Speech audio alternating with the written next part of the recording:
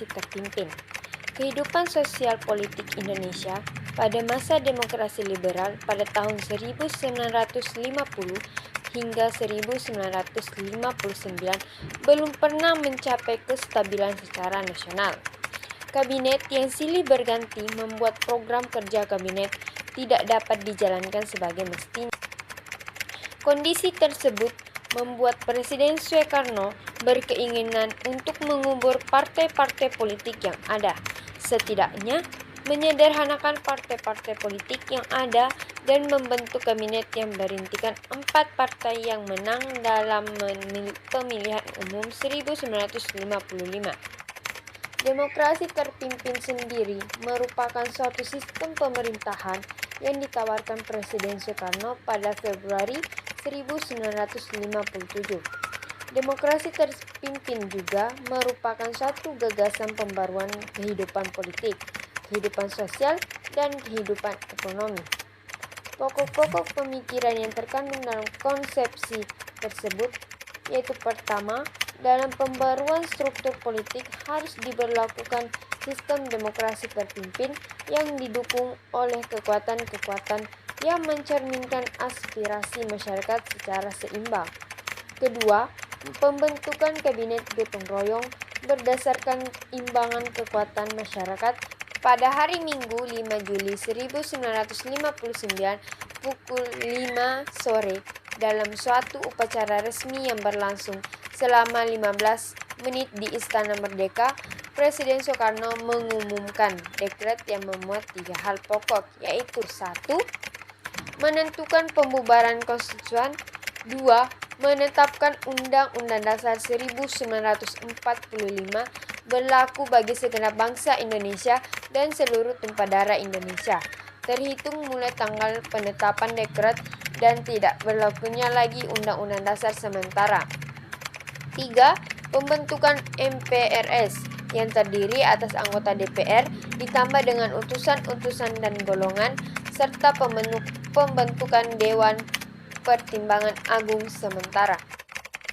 Melalui dekret Presiden, konsep demokrasi terpimpin yang dirumuskan Presiden Soekarno melalui konsepsi 1957 direalisasikan pembelakuan melalui Staatsnoodrecht, hukum negara dalam keadaan bahaya perang. Pada tanggal 17 Agustus 1959, dalam pidato peringatan kemerdekaan RI, Presiden Soekarno menafsirkan pengertian demokrasi terpimpinnya. Dalam pidato tersebut, Presiden Soekarno mengurangi ideologi demokrasi terpimpin dan isinya mencangkup revolusi, gotong royong, demokrasi. Lembaga berikutnya yang dibentuk oleh Presiden Soekarno melalui penerapan Presiden Nomor 2 1959.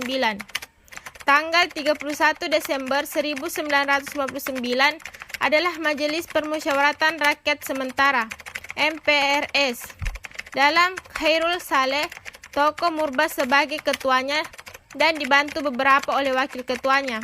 MPRS dalam menjalankan fungsi dan tugasnya tidak sejalan dengan apa yang diamatkan dalam Undang-Undang 1949, namun diatur melalui Perpres Nomor 2 1959, di mana fungsi dan tugasnya MPRS hanya menetapkan garis besar haluan negara. Pada awal tampak anggota DPR lama seperti akan mengikuti apa saja yang akan menjadi kebijakan Presiden Soekarno.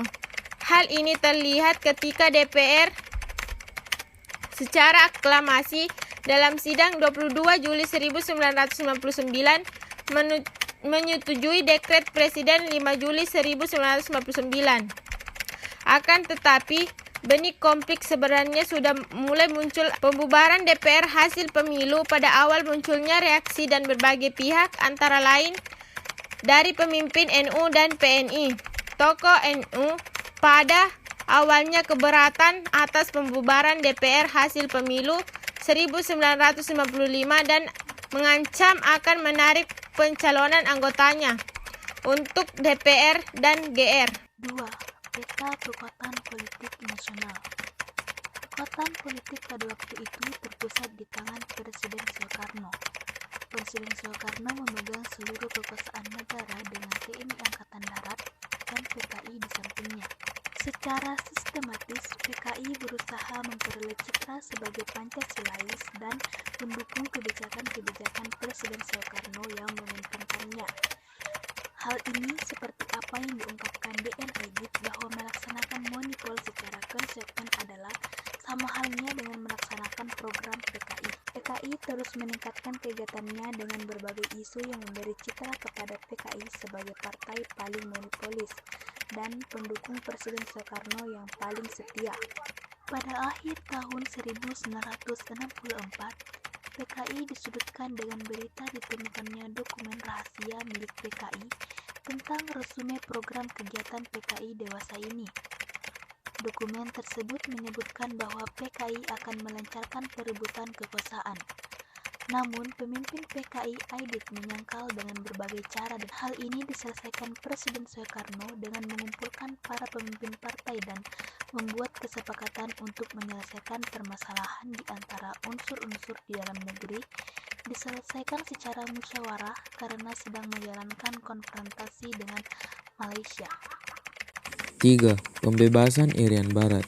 Salah satu isu politik luar negeri yang terus menjadi pekerjaan rumah Kabinet Rakyat Indonesia adalah masalah Irian Barat.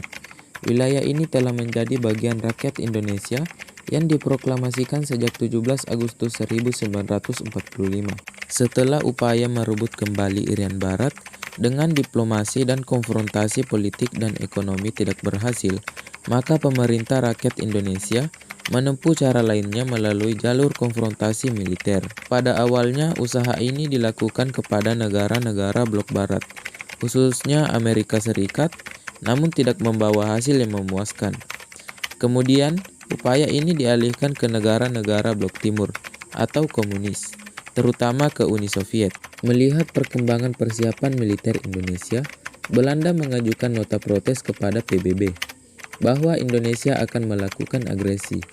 Belanda kemudian memperkuat kedudukannya di Irian Barat dengan mendatangkan bantuan dengan mengerahkan kapal perangnya ke perairan Irian.